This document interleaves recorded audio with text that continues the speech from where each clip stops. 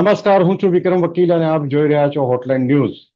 2 દિવસ પહેલા જ્યારે દિલ્હી ચૂંટણીના એક્ઝિટ પોલ બહાર આવ્યા ત્યારે અમે એટલે કે હોટલાઇન ન્યૂઝે જાણીતા પત્રકાર હિમાંશુભાઈ ભટ્ટ સાથે એક ચર્ચા કરી હતી અને એ ચર્ચામાં હિમાંશુ ભટ્ટે એકદમ પરફેક્ટ એનાલિસિસ કર્યું હતું કે આ એક્ઝિટ પોલમાં જે બતાવવામાં આવ્યું છે એ ભાજપ જીતશે અને આમ આદમી પાર્ટી અને કોંગ્રેસને હાર થશે, બરાબર છે. પણ એક્ઝિટ પોલ ખોટા પણ એ રીતે પડે કે કોંગ્રેસ ભાજપને જેટલી બેઠકો આપી છે એના કરતાં ઘણી બધી બેઠકો વધુ ભાજપ મેળવી શકે એવી પણ એક શક્યતા છે. એ અર્થમાં જોઈએ તો આજે જે દિલ્હીના ચૂંટણીના પરિણામ આવ્યા છે તો એક્ઝિટ પોલ એટલા બધા સાચા નથી પડ્યા, કારણ કે હિમાંશુભાઈએ કહેલું એ જ રીતે ભાજપને ધારણા કરતાં ઘણી બધી વધારે બેઠકો મળી છે. આજે અમે હવે ફરીથી ચર્ચા કરવા માટે આજે હિમાંશુભાઈ ભટ્ટ આપણી સાથે જોડાયા છે અને આપણે એ દિલ્હીના ઇલેક્શનના ટોટલ રિઝલ્ટનું થોડું એનાલિસિસ કરીશું. અને ખાસ તો હિમાંશુભાઈ પાસે મારે એ જાણવું છે કે આમ આદમી પાર્ટીનું ડિક્લાઇન કેમ થયું. મારી પાસે મારે એક પત્રકાર મિત્રે ફેસબુક પર લખેલા કેટલાક મુદ્દા ઇન્ટરેસ્ટિંગ છે, એ પણ હું વાંચીશ આપની સમક્ષ. આપણી સાથે હિમાંશુભાઈ ભટ્ટ જોડાયા છે. હિમાંશુભાઈ, આપનું સ્વાગત છે. નમસ્કાર વિક્રમ. નમસ્કાર હિમાંશુભાઈ.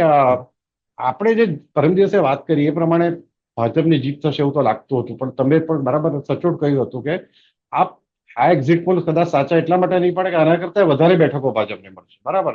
પણ આપણે ભાજપની જીત થશે અને આમ આદમી પાર્ટી અને કોંગ્રેસનું ધોવાણ થઈ જશે એ તો આપણે બધા જાણતા હતા. પણ હવે આપણે આજના તબક્કે હમણાં એ જોવાનું છે કે અરવિંદ કેજરીવાલ હારી ગયા છે. મુખ્યમંત્રી જે જમાનમાં હતા તે આમ આદમી પાર્ટીની સ્થાપના કરી હતી એમણે. મનીષ સિસોદિયા હારી ગયા છે. તો દિલ્હીના મતદારોમાં આમ આદમી પાર્ટી માટે નારાજગી છે એ તો સાફ હતું. અને આ નારાજગીના ઘણા બધા કારણો છે. એના આપણે એક બે ત્રણ ચાર કરીને થોડા તમને કારણો કહો અને પછી મારી પાસે જે જાણીતા પત્રકાર જયવંત પંડ્યાનું એનાલિસિસ છે એ વિશે હું થોડું જરા વાંચીશ ફેસબુક પરથી. જી હિમાંશુભાઈ. જો પહેલી વાત તો કરીએ તો મેં સ્પષ્ટપણે કહેલું કે અરવિંદ કેજરીવાલ હારી જાય તો મને નવાઈ નહીં લાગે.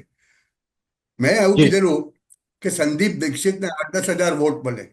સંદીપ દીક્ષિતને કદાચ 8,000-10,000 વોટ નહીં મળ્યા, પણ 6-6.5-7 હજાર વોટ મળ્યા છે. અને અરવિંદ કેજરીવાલ હારી ગયા છે 4,000 વોટથી હારી ગયા છે. 88 થી. મનીષ સિસોદિયા 1,000થી ઓછા વોટથી હાર્યા છે. સત્યેન્દ્ર જૈન મોટા માર્જિનથી હારી ગયા છે. એટલે એક વસ્તુ તો બહુ સ્પષ્ટ થઈ ગઈ. આજે સવારે 7 વાગ્યાથી હું તો નેશનલ ચેનલ્સ ઉપર બેઠેલો હતો અને ટ્રેન્ડ્સ જે અમને જોવા મળી એ બહુ સ્પષ્ટ હતી કે જ્યાં જ્યાં ખરડાયેલા ચહેરાઓ છે, ખરડાયેલા લોકોએ એ વાત સ્વીકારી છે કે આ ખરડાયેલા ચહેરા છે. એટલે કે તિહાડી ચહેરાઓને બધાને હરાવી દીધા છે. જો તમે હમણાં જોશો તો હમણાંનું રિઝલ્ટ આવ્યું, કાલકાજીમાં આતિશી છેવટે જીતી ગઈ. બેજુરીને શું ભારી પડી ખબર છે? બેજુરીને એમના કુશબ્દો ભારી પડ્યા. બેજુરીએ ભાજપના જે કેન્ડિડેટ હતા તે લોકસભાના પણ સાંસદ હતા, વિધાનસભાના પણ 2 વાર હતા. એમણે જે કહેલા અપશબ્દો હતા તે એમને ભારી પડ્યા અને આતિશી જીતી ગઈ છે. એટલે પ્રજાએ બહુ સ્પેસિફિકલી દિલ્હીની અંદર તો બંને દેખાય છે કે ઓખલા જેવી બેઠક કે જ્યાં આગળ 70% મતદારો છે મુસ્લિમ, ત્યાં આગળ ભાજપ જીતે છે. મુસ્લિમ એટલે એઆઈએમઆઈએમ આમ આદમી પાર્ટી કે કોંગ્રેસનો ઉમેદવાર નથી જીતતો. કેમ કે પેલા 70% વોટ 3માં વેચાઈ ગયા. એક્ઝેક્ટલી આ વસ્તુ બની છે. અને એમાં બન્યું છે એવું કે મને જે દેખાઈ રહ્યું છે તે કે જે મુદ્દાઓ હાથ ઉપર હતા, આબડખૂબડ રોડ ગણો તમે, પ્રદૂષણની ભરમાર ગણો તમે, પછી યમુનાનું ગંદુ પાણી ગણો તમે, વિકાસના કામો નહીં થવા, બધું જે કેન્દ્રનું હોય કેન્દ્ર સાથે સતત અને સતત કોન્ફરન્ટેશનની એટીટ્યુડ, જેને આપણે કહીએ કે ઘર્ષણ જ ચાલુ રાખવાનું, કંઈ પણ હોય એટલે કહી દેવાનું કે કેન્દ્ર સરકાર અમને કરવા નથી દીધી વાણિજ્ય નીતિ કરવાની. અને ટેસિટલી ચૂપચાપ તમે યાદ કરો શાહીનબાગનો જે પ્રણેતા ગણાય છે તેને આ વખતે 20,000 વોટ નથી મળ્યા. તાહિર હુસેન કેવું નામ છે. આ શું દર્શાવે છે કે પ્રજાને સાચું શું છે તે ખબર પડી ગઈ છે. એ ઉપરાંત પછી સાથે સાથે તમે જાઓ તો કે લીકર સ્કેમ, પાણીનું સ્કેમ, શીશ મહેલ, ભલે કેજરીવાલ પોતે જઈને કે જી મેં તો કટ્ટર ઈમાનદાર હું જી. એનાથી લોકો માની નથી લેતા કે એ કટ્ટર ઈમાનદાર છે. એ જેલમાં 6 મહિના રહી આવ્યા છે. સુપ્રીમ કોર્ટે એને ક્લીન ચીટ નથી આપી. એ તમામ દિલ્હીવાસીને ખબર છે. અને એટલે જ્યારે લોકો વોટ કરે ને ત્યારે આ બધું કામ કરતું હોય. આ બધાની ઉપર બહુ મોટા ફેક્ટર આવી ગયા છેલ્લા દિવસોમાં, છેલ્લા 5 દિવસોમાં. એક તો કેન્દ્રીય બજેટ. જુઓ, દિલ્હી એ દેશની રાજધાની છે. દિલ્હીના 1.55 કરોડ વોટરમાંથી 40% વોટર ક્યાં તો કેન્દ્ર સરકાર કે રાજ્ય સરકારના કર્મચારીઓ છે. હવે આ બધાને જ્યારે 12 લાખની ઇન્કમ ટેક્સની મર્યાદાનો લાભ મળે ત્યારે શું એ બીજે કશે જઈને વોટ કરશે ખરા? એ વાત પણ એક આવી ગઈ. અને અધૂરામાં પૂરું જે બાકી હતું તે છેલ્લા દિવસોની અંદર કેન્દ્ર સરકારે હજુ જોઈએ એવા ઘનિષ્ઠ પગલાં નથી લીધા, પણ કેન્દ્ર સરકારે જાહેર કર્યું છે દિલ્હીની વસ્તીઓમાં કે આ વસ્તીમાં આટલા ઇલીગલ બાંગ્લાદેશી, આટલા ઇલીગલ રોહિંગ્યાસ બધા રહે છે. એ જે લોકોને જણાવવા માંડ્યું ને એમાં ઘણા બધા લોકો ભાગી ગયા છે. ખાલી 62% મતદાન એવરેજ જે દેખાય છે ને એનું એક કારણ એ પણ છે કે ઘણા બધા મતદારો ઇલીગલ લોકો, જે લોકોના નામ ખોટા, આધાર કાર્ડથી ખોટા, એનાથી જે મતદાર યાદીમાં હતા તે બધા વોટિંગ કરવા નથી જઈ શક્યા. બરાબર. હવે આવી સ્થિતિની અંદર આ બે છેલ્લા આવ્યા એટલે તમે જોશો તો છેલ્લે વિક્રમભાઈ આપણને એક ફરક દેખાય છે કે સીટ તો ભલે બરાબર છે, આપણે 48 અને 22 ગણીએ, એ તો બહુ મોટું અંતર દેખાય છે, પણ વોટિંગ પર્સન્ટેજ જુઓ તમે. બીજેપીને લગભગ 47 થી 48% વોટ મળ્યા છે. બરાબર. અને આમ આદમી પાર્ટીને 43% વોટ મળ્યા છે. વોટિંગ પર્સન્ટેજમાં ખાલી 3-4% જ ફરક છે, પણ સીટોનું અંતર હવે આટલું બધું આવી ગયું. આનું કારણ એ છે કે તમે યાદ કરશો તો છેલ્લા બે વિધાનસભાની ચૂંટણીઓથી ભારતીય જનતા પાર્ટીની ક્યારે પહેલા 2015ની ચૂંટણીમાં 36% વોટ મળ્યા હતા, 20ની ચૂંટણીમાં 39% વોટ મળ્યા હતા, અને આ વખતે 47-47% વોટ મળ્યા. એની સામે આમ આદમી પાર્ટીને 2020માં 50% પ્લસ વોટ મળ્યા હતા, એને આ વખતે 43% જ વોટ મળ્યા છે. એટલે જે પેલું જે 7-8%નું જે અંતર આવી ગયું ને એ તમને 4% વોટ ડિફરન્સમાં દેખાય છે, અને એ તમને આ 14 સીટમાં દેખાઈ રહ્યું છે. એટલે ચૂંટણી બહુ સ્પષ્ટ થઈ ગઈ હતી. પોસ્ટલ બેલેટ કાઉન્ટ થઈ ગયા એના પહેલા, અને પહેલો રાઉન્ડ શરૂ થયો, પહેલા રાઉન્ડથી કેજરીવાલ 300-400 વોટથી પાછળ દેખાતા હતા. અને ત્યારે જ લોકોએ કહી દીધેલું, જાણકારોએ, કે આ કેજરીવાલ બી આજે જીતવાનો નથી, મનીષ સિસોદિયા બી નથી જીતવાનો. અને એક્ઝેક્ટલી સૌરભ ભારદ્વાજ હારી ગયો 4000 વોટથી ગ્રેટર કૈલાશમાં. એટલે બધા ખરડાયેલા ચહેરા. જી હિમાંશભાઈ, એ તો આપ બરાબર છે આપની વાત, કે આ બધા ખરડાયેલા ચહેરાઓ હતા, એ હારવાના હતા એવું લગભગ લોકોને ખ્યાલ આવી ગયો હતો.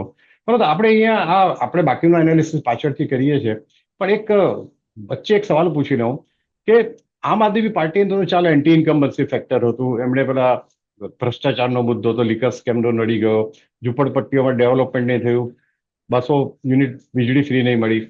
પણ કોંગ્રેસને તો એન્ટી ઇન્કમ્બન્સી જેવું હતું જ નહીં. 10 વર્ષથી કોંગ્રેસ પણ સત્તામાં નહોતી, જે રીતે ભાજપ 23 વર્ષથી સત્તામાં નહોતી. તો કોંગ્રેસનું આટલું ખરાબ રીતે ધોવાણ થઈ ગયું, એક પણ બેઠક જીતી ન શક્યું. એ માટે કોંગ્રેસને માટે તમને શું લાગે છે? કોંગ્રેસની હાર માટે તમારી કોમેન્ટ શું છે? કોંગ્રેસ માટે મેં 2 દિવસ પહેલા પણ કહેલું કે કોંગ્રેસ 8% વોટ લઈ જાય તો બહુ મોટી વાત છે. તમે જોજો, ગયા વિડીયોમાં અને સોરી, એક પ્રિયંકા ગાંધીએ જયારે આજે પત્રકારોએ પૂછ્યું તમારું શું કેવું છે, તારે ટ્રેન્ડ ચાલતો હતો કે તમે આજે હમણાં જે પરિણામો થોડી વખતમાં આવશે, તો પ્રિયંકા ગાંધી એમ કે મને તો કઈ ખબર જ નથી કે આ પરિણામને શું ટ્રેન્ડ. હવે આ એ લોકોનું ઘમંડ જુઓ, એ લોકો આ ચૂંટણીને અગત્યતા આપતા જ નહોતા ગાંધી ફેમિલી, એવું લાગતું હતું. અથવા તો દંભ કરે છે. દંભ કરે છે એ બધું સાચી વાત છે વિક્રમભાઈ, બહુ સાચી વાત કહું તો. મને કંઈક એવું દેખાય છે કે કોંગ્રેસ હોલ હાર્ટેડ એટલી ચૂંટણી નથી લડી. હા, 8, 10, 12 બેઠકો ઉપર એ લોકોએ પ્રયત્નો કર્યા અને જેને કારણે એ લોકોનો જે કુલ વોટ શેર 6-6.5% જે થયો છે, 4.5 પરથી 6.5 થયો, 2% વધ્યો. પણ એ 2% વધવાથી સીટો નથી આવી જતી.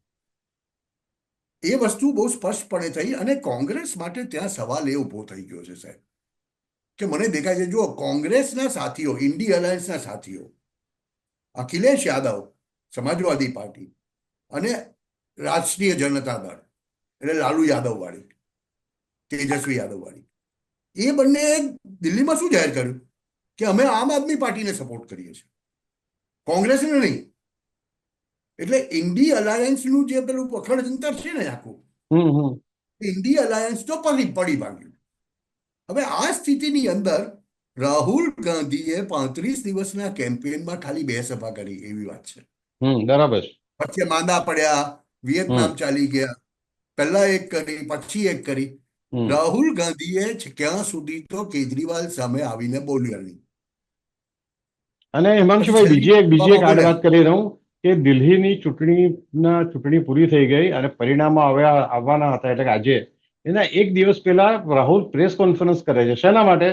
મહારાષ્ટ્રની ચૂંટણીમાં જે બસ હાર મળી એના મતદારો કેવી રીતના રાતોરાત વધી ગયા. હવે એ કેટલા મહિનાઓ થઈ ગયા, ત્યાં સરકાર બદલાઈ ગઈ, સરકાર ત્યાં રાજ કરે છે અને તમે હજુ તમારી દિલ્હીના ચૂંટણીના પરિણામોની ચિંતા કરવાની જગ્યાએ તમે હજુ ભૂતકાળમાં જીવ્યા કરો છો. આ તો કેવી માનસિક? નહીં, આ માનસિકતા નથી, આ બહુ બહુ સ્માર્ટ મૂવ છે.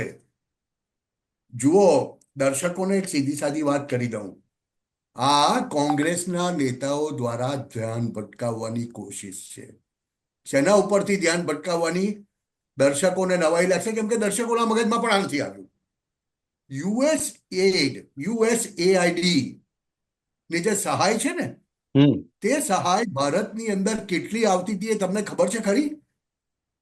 2024ની લોકસભા ચૂંટણીમાં યુએસએઆઈડી અને તેના ઘટકો દ્વારા ભારતીય વિપક્ષને $12 બિલિયન સહાય આવી હતી.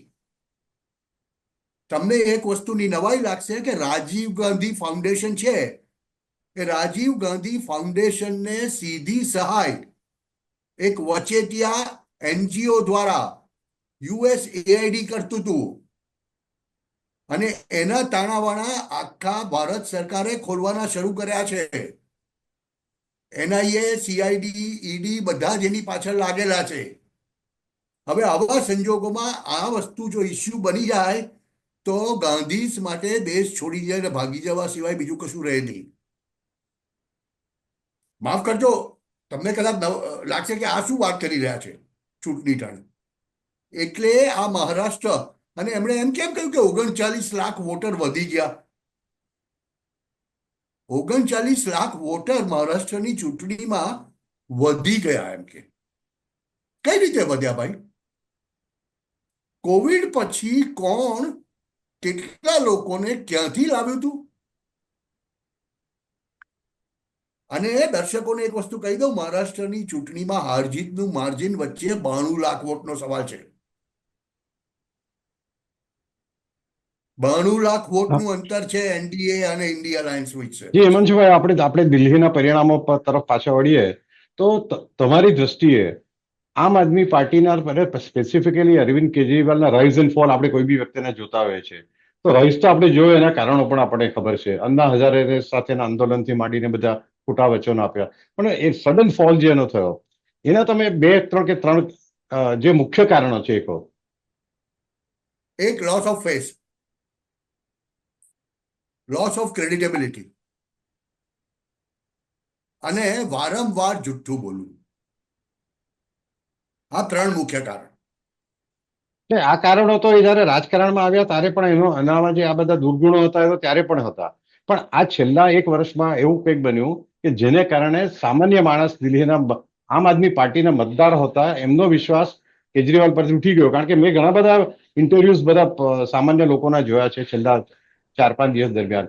તો એ સામાન્ય માણસ, ઝૂંપડપટ્ટીમાં રહેનાર કે દુકાન ચલાવનાર સત્તા કે ઉપર રિક્ષા ચીટકી ચલાવનાર, રહેવું, સત્તા ઉપર ચીટકી રહેવું.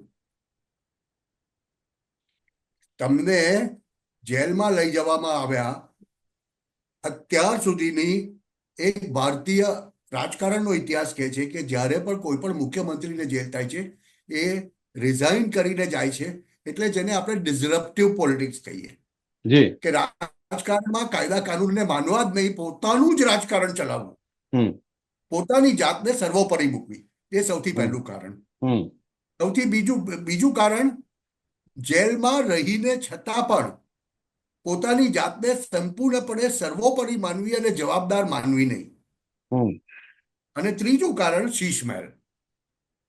આ યસ. શીશ મહેલ તમે લોકો માને, લોકો સામાન્ય માણસ માટે શીશ મહેલ બહુ મોટી વાત છે સાહેબ, કે જ્યારે એમની આપણે એમ ઇમેજ કહીએ નહીં નહીં, હું એમ કહું કે આપણે સામાન્ય રીતે સાના દિલ્હીના મોટા ભાગના લોકો એમ માનતા હતા કે અરવિંદ કેજરીવાલ બહુ સિમ્પ્લિસિટીના ફોલો કરે છે અને એમનું ઘર બહુ નાનું છે, એમને ખબર નહોતી. પછી જ્યારે શીશ મહલના વિડીયોઝ અને ફોટોગ્રાફ વાયરલ થયા ત્યારે લોકો ચોંકી ગયા કે આટલા કરોડો રૂપિયાના બાથરૂમ બનાવીને એમાં રહે છે, એનો એક એક પેલા કોમોડ પાછળ કરોડ રૂપિયાનો ખર્ચો થયો છે, સોનાના નળ છે ને આ બધી વાત જાણીને સામાન્ય પેલો રિક્ષા ચાલક પણ એમ વિચારતો થઈ ગયો કે અમે તો આને બહુ સાદગી ભર્યો અને પ્રમાણિક અને સજ્જન માણસ માનતા હતા. આવો જેટલો શીશ મહલ ઇસ્યુ ભાજપે જ ઉપાડ્યો એનો પ્લસ પોઈન્ટ. એટલે ટ્રમ્પ એટલે એનું કહેવાય હુકમ નેટકો. સાહેબ એ શીશ મહેલે સામાન્ય છેલ્લા છેવાડાના માણસ સુધી, આપણે જેને કહીએ ને છેવાડાના માણસ સુધી સખત અસર કરી છે.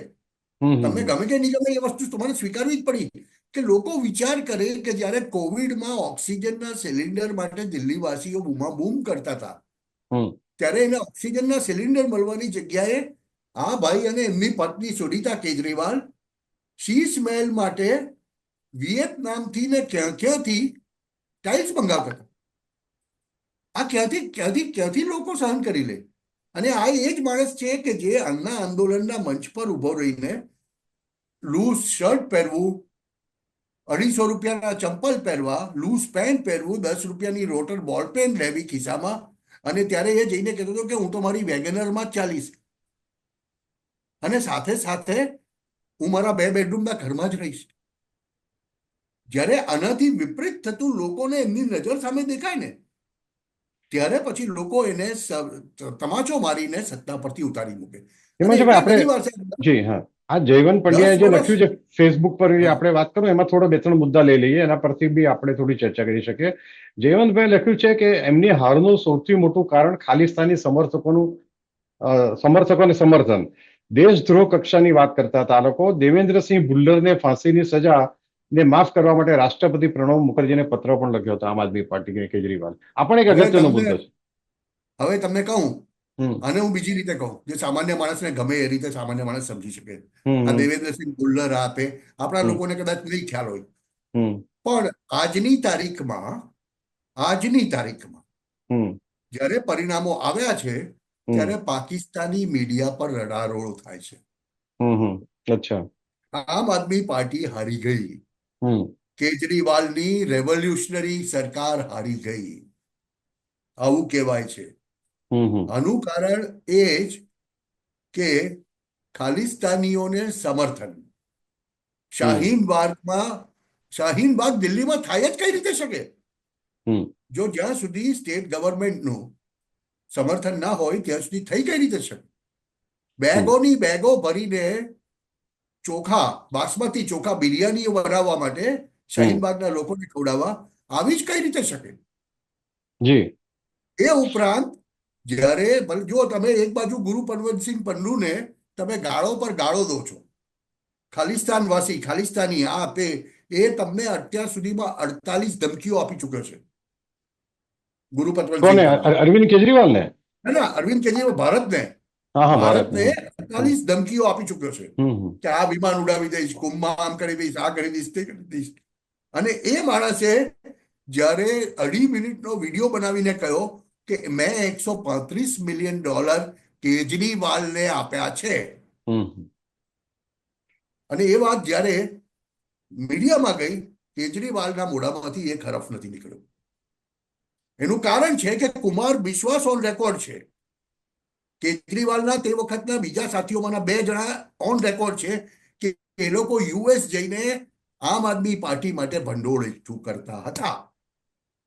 પોલિટિકલ ભંડોળ એકઠું કરવું કઈ વાંધો નથી, પણ એમાં પાછું ખોટું બોલવું કે અમે તો દૂધે નાયેલા છીએ અને ખોટા તત્વો પાસેથી પોલિટિકલ ભંડોળ લેવું એ બહુ ખોટી વાત છે. અને હિમાંશુભાઈ, આ કેજરીવાલ રાજકારણમાં આવ્યા કે એમણે અંદાજ સાથે મળીને આંદોલન શરૂ કર્યું એ પહેલા જયારે ઇન્કમ ટેક્સની નોકરીમાંથી રજા પર ઉતરી ગયા હતા લાંબો સમય, એ દરમિયાન ફોર્ટ ફાઉન્ડેશન એમને કેટલું દાન આપ્યું હતું, કરોડો રૂપિયાનું, એની આખી યાદી એક વેબસાઇટ પર મૂકવામાં આવી છે. અને એ તમે આપણે હું જોઈએ એ જ ચોંકી કહું છું જવાય ને. કે આટલી મોટી રકમ ફોર્ટ ફાઉન્ડેશન અને મેક્સેસે એવોર્ડ ની જે મેક્સેસ એવોર્ડ જે લોકો આપે છે એ લોકોએ કેજરીવાલને કરોડો રૂપિયાનું દાન આપ્યું છે. અને એ ફોર્ડ કેજરીવાલના કેવા ફાઉન્ડેશન કયા છે સાથીઓ. શું હા, હા, વિક્રમભાઈ? ફોર્ડ ફાઉન્ડેશન છે શું? હા, હા, ડીપ બરાબર છે. સ્ટેટનો રાઈટ. એક ભાગ છે, ગેરા રાજ્યનો એક ભાગ છે ભાઈ. રાઈટ. તમે 2008માં આ માણસને મેક્સેસે એવોર્ડ આપીને તૈયાર કરવાનો શરૂ કર્યો. ત્યાર પછી ફોર્ડ ફાઉન્ડેશન જેવા બીજા ફાઉન્ડેશન આવ્યા, પ્રથમ આવ્યું અને એને ભંડોળ આપીને તમે એને આંદોલન કરાવીને, આંદોલન જીવી બનાવીને લોકોમાં પ્રચલિત કર્યો. ત્યાર પછી એને ભંડોળ આપીને એની પાસે પોલિટિકલ પાર્ટી બનાવી. આ આખું કામ યુએસ એટલું છે અને એટલે જ કહેવાય છે કે ડીપ સ્ટેટ. અને એટલે જ ગઈકાલે રાહુલ ગાંધી ભટકાવવાની કોશિશ કરી, કેમ કે જુઓ અત્યારે બે મોટા ટટ્ટુ હતા.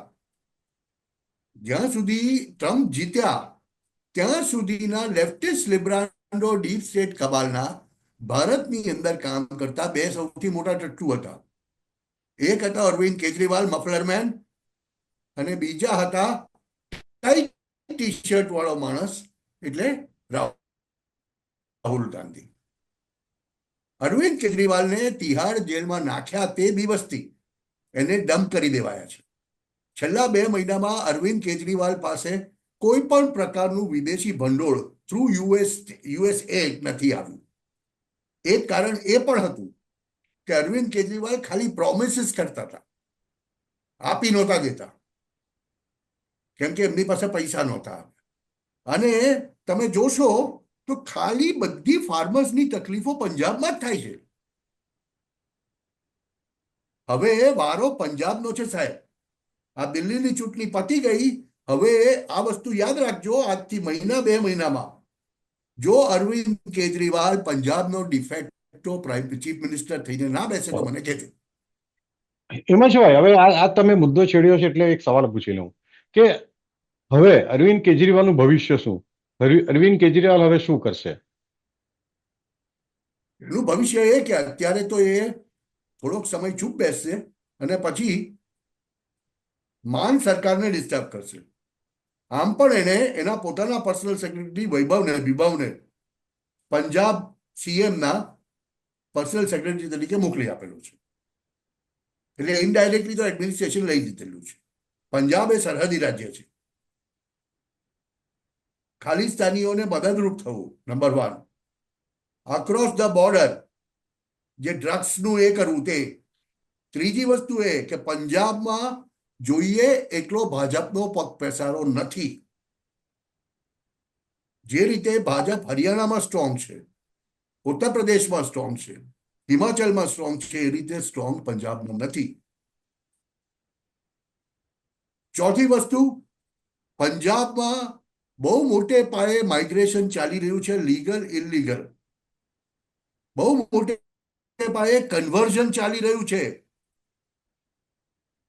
કન્વર્ઝન યાદ રાખજો દર્શકો, શીખ ભાઈઓ આપણા ક્રિશ્ચિયાનિટીમાં કન્વર્ટ થઈ રહ્યા છે. નામ એનું એ જ રાખે છે. અને એમને કન્વર્ટ કઈ રીતે કરવામાં આવે છે? તો તમારે કેનેડા જવું હોય તો કન્વર્ટ થવું પડશે વાળી વાત કરીને. એટલે પંજાબના પ્રશ્નો બહુ મોટા છે. પંજાબ અને નહીં પણ અરવિંદ, એક પોલિટિકલ ઓબ્ઝર્વર્સ કેટલા એમ કહે છે કે હવે અરવિંદ કેજરીવાલને ફરીથી જેલમાં જવાની તૈયારી રાખવી પડશે, કારણ કે એમની સામે જે સુપ્રીમ કોર્ટે એમને બેલ આપી છે એ કન્ડિશનલ બેલ છે, બરાબર. અને હવે એમને તો દિલ્હીમાં મુખ્યમંત્રી બનવાનો કોઈ પ્રશ્ન ઉભો થતો નથી. ત્યારે કેજરીવાલ સામે નવા એવિડન્સ, હમણાં તમને ખ્યાલ હોય તો આજે જ હમણાં અડધો કલાક પહેલા જ એવી ન્યૂઝ આવ્યા છે કે દિલ્હી સચિવાલય એને સીલ કરી દેવામાં આવ્યું છે. દિલ્હી સચિવાલયમાંથી કોઈ પણ ડોક્યુમેન્ટ્સ, કોઈ પણ કોમ્પ્યુટરની હાર્ડ ડિસ્ક એડમિનિસ્ટ્રેશનની પરવાનગી વગર બહાર લઈ નહીં જવામાં આવે. એટલે મીન્સ કે સેન્ટ્રલ ગવર્મેન્ટે કદાચ એવું માને કે આ બધા પુરાવા હશે, આ લોકો પુરાવા સાથે છેડછાડ ન કરે થઈ જશે. એટલા માટે જ્યારે હવે નવી સરકાર આવશે ત્યારે એને પર નવેસરથી એમની સામે તપાસ ચાલુ થશે. તો કેજરીવાલ ફરી કંપની ફરીથી જેલના સળિયા ગણે નવાઈ નહીં લાગવી જોઈએ. અને ચક્કી પીસિંગ એન્ડ પીસિંગ એન્ડ પીસિંગ એન્ડ પીસિંગ એન્ડ પીસિંગ વાળી વાર્તા થવાની છે. હવે જે કેસ પણ ચાલશે ને, એકવાર ચાર્જશીટ ફાઇલ થઈ જશે, કેસ શરૂ થશે અને પછી 2 વર્ષની મુદત પડશે. જોજો તમે, 10 વર્ષ સુધી એને તિહાર જેલની ચક્કી પીસાવવામાં આવે તો મને તો કોઈ નવાઈ નહીં. હવે કેજરીવાલ માટે દિલ્હીથી બહાર ભાગી ગયા સિવાય બીજો કોઈ રસ્તો નથી. બીજી વાત એ છે હિમાંશુભાઈ અને કે એમાં એ પંજાબ છેલ્લે અરવિંદ કેજરીવાલ જ્યારે જેલમાં ગયા ત્યારે ઇન્ડિયા ગઠબંધનના તમામ પક્ષો એક સ્ટેજ પર ભેગા થયા હતા અને એમણે બધા આ હાથ આમ બધા ઊંચા કરીને એકબીજા સાથે હાથ બાંધ્યા હતા કે અમે તમારી પડખે છે. સોનિયા ગાંધી જે ભાગ્યે જ ઘરની બહાર નીકળે છે એ પણ હતા. પણ હમણાં માની લો કે 15 દિવસ પછી કેજરીવાલની ધરપકડ થાય તો છાપામાં પણ મોટી હેડલાઇન નથી બનવાની, નથી બધે ઇન્ડિયા ગઠબંધનના પક્ષો ભેગા થઈને કેજરીવાલ માટે લડવાના કે એમને ટેકો જાહેર કરવાના. હમણાં વાતાવરણ પછી એવું લાગે છે. ના વિક્રમભાઈ, એ વાત ભૂલી જજો તમે. આપણા દેશનું મીડિયા સ્વતંત્ર છે એટલે જ ખોટી રીતે વખોડાયેલું છે અને એમાં ઘણા પીડા પત્રકારો છે. હું માનું છું કે ઇન્ડિયા ગઠબંધનના બીજા પક્ષો આ સ્ટેજે મમતા બેનર્જીથી માંડીને રાહુલ ગાંધી કે સોનિયા ગાંધી હોય કે બીજા કેજરીવાલને પડખે જે પહેલા ઉભા રહ્યા હતા એ મજબૂતાઈથી નહીં ઉભા રહે. રાજકીય રીતે એકલા પાડી દેશે એમને. રાજકીય રીતે એનું વજૂદ ખતમ થવા માંડ્યું છે ને. જ્યારે કોઈ વ્યક્તિનું વજૂદ રાજકીય રીતે ખતમ થઈ જાય ત્યારે એની કિંમત રહેતી નથી. અત્યારે હવે કેજરીવાલની કિંમત ક્યાં સુધી હતી? જ્યાં સુધી દિલ્હીમાં રહીને એ કેન્દ્ર સરકાર માટે ન્યુસન્સ પેદા કરતા હતા ત્યાં સુધી કેજરીવાલની બહુ વેલ્યુ હતી ઇન્ડી ગઠબંધન માટે, જ્યાં એની સરકાર જ જતી રહી. અને હવે ભાજપ સામે ન્યુસન્સ પેદા કરવાની શક્તિ જ જતી રહી. ત્યારે આવી સ્થિતિમાં કેજરીવાલની કોઈ વેલ્યુ નથી. હા, મને એક વસ્તુની નવાઈ નહીં લાગે, જો એને જેલમાં નહીં મોકલે આ લોકો, જો જેલમાં પાછું નહીં જવું પડે તો આમ આદમી પાર્ટીને એ લોકો કદાચ બિહારમાં એક પક્ષ બનાવીને લાવવાની કોશિશ ચોક્કસ એ વસ્તુ બનશે, કેમ કે એ પણ સરહદી રાજ્ય છે. બરાબર, રાઈટ. એટલે ટૂંકમાં આપણે કહીએ તો હવે દિલ્હીનો રસ્તો તો આમ આદમી પાર્ટી માટે પૂરો થયો અને આમ આદમી પાર્ટીનું બેઝ એટલો મજબૂત નથી કે 5 વર્ષ પછી ઉભો થઈને ફરીથી દિલ્હીમાં સત્તા પર આવી શકે. નથી એની પાસે એવો કોઈ વિઝનરી નેતા હોય, નથી એવા કોઈ કાર્યકરો, નથી આરએસએસ જેવું સંગઠન. એટલે મને લાગે છે કે હવે આમ આદમી પાર્ટીનો ડિક્લાઇન શરૂ થયો છે. ભલે એક પંજાબ એની પાસે રાજ્ય રહ્યું છે પણ એને બાદ કરતા જે એની જે એમ્બિશન હતી કે અમે ગુજરાત કબજે કરી લેશું, મહારાષ્ટ્ર કબજે કરી લેશું, હરિયાણા કબજે કરી લેશું, એ બધી એમ્બિશન એની ઘરે રહી ગઈ છે ટૂંકમાં. હિમાંશુભાઈ, બરાબર. અને હિમાંશુભાઈ, તમે ખૂબ ખૂબ મજા આવી, તમે આજે અમારી સાથે જોડાયા, સરસ વાતો શેર કરી, ખૂબ ખૂબ આભાર આપનો. આવા પ્રકારના વિડીયો તમને જોવા ગમતા હોય તો હોટલાઇન ન્યૂઝ ચેનલને લાઇક, શેર અને સબસ્ક્રાઇબ કરો.